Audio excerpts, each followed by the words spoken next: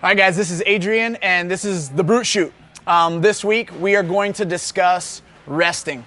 I get a lot of questions as a head coach here at Wasatch CrossFit about, when is it appropriate to rest? How many days in a row should I be training, coach? All these kind of things.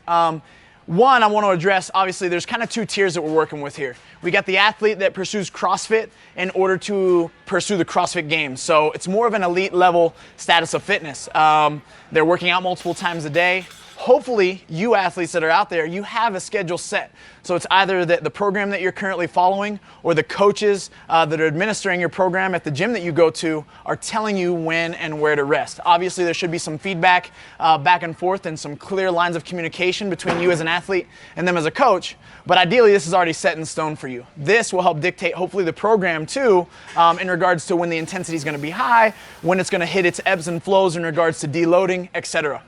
But on the other hand, we've also got the athletes that come here to our gym, or a gym like this, any CrossFit gym across the country, or across the world for that matter, that are just the day-to-day CrossFitter. They pursue this in order to live a higher quality of life, to learn new skills, to push themselves mentally, to learn new life lessons about what it really means to try hard when they're quitting. You guys get the idea.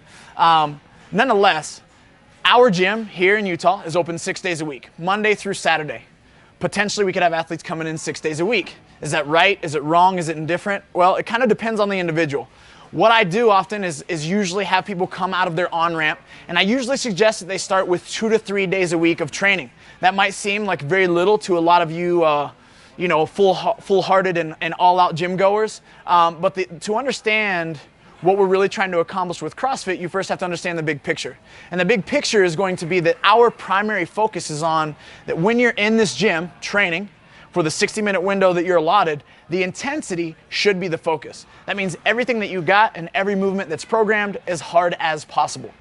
Now, one thing that can mess that up is that if you're an athlete that wants to consistently come into the gym 5 or 6 days consecutively in a row, which is why I usually suggest a 2 to 3 day schedule for the beginning athletes that allows them a 1 day on, 1 day off, 1 day on, 1 day off type schedule.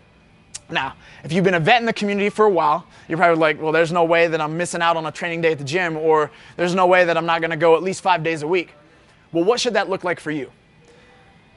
It's going to differ again on what your lifestyle is like and what your schedule allots you. I'll be honest, there are athletes in this gym that I wish would really take a rest day about right in the middle of the week, but they don't want to, one, and also they might work some kind of swing shift that doesn't allow them to get into the gym on Saturdays or Sundays, or maybe they're a really full-time working mom and dad, and on the weekends they want to spend their quality time with their family on those 2 days. By all means, I don't interfere with any of that. Obviously, you do CrossFit to raise the quality of life that you live. I would never want to take away from that in order to get you in the gym on a different day of the week.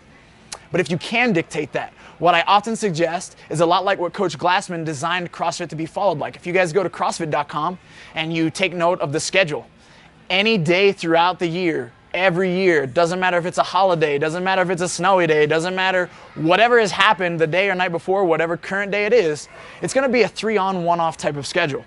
And the unique thing about this is that Coach Glassman actually studied this, so it's not a randomized schedule. It was what he noticed was the ability for the athletes that were functioning at a pretty high capacity, that were doing the right things outside of the gym, like good nutrition, good sleep. Those guys that came into the gym and did serious work for an hour could sustain the kind of intensity for day 1, day 2, and day 3, but on day 4, they petered out, right? So what does that look like for you as an athlete? Ideally, it might look like you come into the gym and you do Monday, Tuesday, and Wednesday as hard as you can. Follow the programming to a T. Thursday might be an active rest day for you, or you just skip the gym altogether. I try to encourage my athletes that when they're not in here taking the class going hard, that they get outside. Maybe it's a casual walk with their family. Maybe it's a nice, easy jog. Maybe it's nothing. Maybe you just literally Netflix and chill on a Thursday. Whatever you like to do.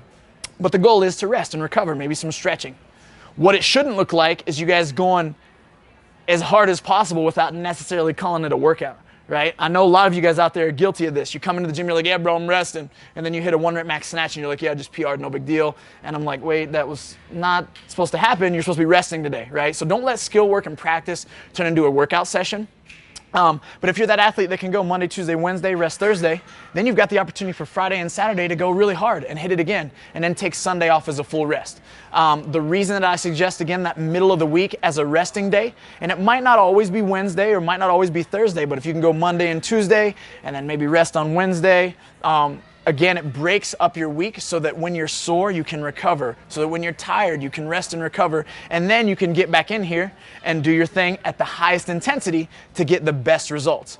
One side note I'd like to cover just for you coaches out there running a gym, you're going to have your athletes that won't take any of your advice. I've got quite a few here at this gym where I'm like, hey, listen, why don't you take a day off and rest?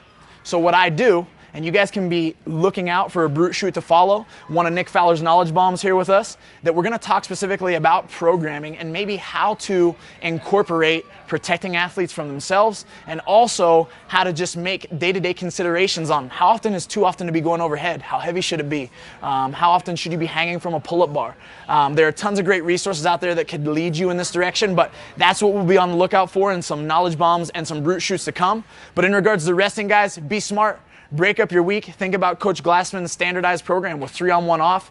You can go Monday, Tuesday, Wednesday, rest Thursday, Friday, Saturday hard, rest Sunday. I think you're going to be on cue to making some really good results for a really long time and also staying healthy.